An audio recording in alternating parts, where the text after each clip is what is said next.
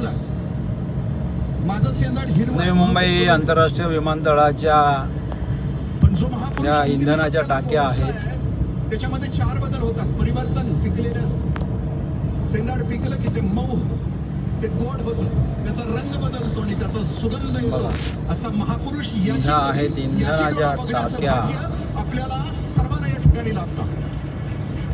खूप कठीण गोष्ट आहे.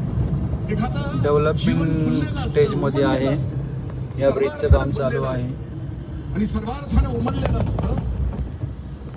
देह फक्त माणसाचा असतो पण आतून सगळं विकसित झालेलं. ते चालते ज्ञानाचे काम चालू आहे. TIPL जोरात आहे.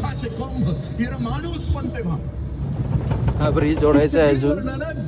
ज्यांच्या आयुष्याला आणि ज्यांच्या व्यक्तिमत्वाला लागू हा गेट आहे बघा एअरपोर्टचा. अशा महापुरुषांच्या सत्काराचे आम्ही सर्वजण साक्षीदार आहोत. पावसाच्या आशीर्वादाने हा कार्यक्रम संपन्न होतो. हा गेट आहे.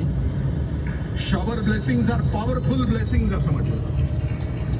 हे एखाद्या माणसाला सगळ्यात मोठा आशीर्वाद कोणता असतो तर पावसाचा असतो, बरसणारा असतो. तो या कार्यक्रमाला प्राप्त झाला आहे. सगळा दुर्ला आहे बघा. नंतर पुन्हा आपल्याच अवस्थेला जाऊन या बाजूला खाडी आहे. सहज राहता. ही खाडी हळूहळू आता यांनी कमी केलेली आहे. खारपोटी तर पूर्णपणे नष्ट केली आणि हे बांधकाम चालू आहे.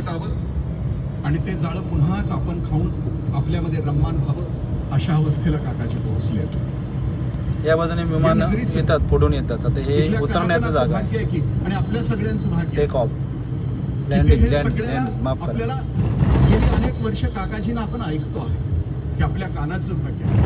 गेली अनेक वर्ष काकाजींना आपण या डोळ्यांनी पाहतो आहे, आपल्या डोळ्यांचं भाग्य. काकाजींच्या पायाला मी स्पर्श करतो आहे, हे आमच्या हातांचं भाग्य आहे. आणि हे भाग्य घेऊन जन्माला, कारण काहीतरी असल्याशिवाय घडत.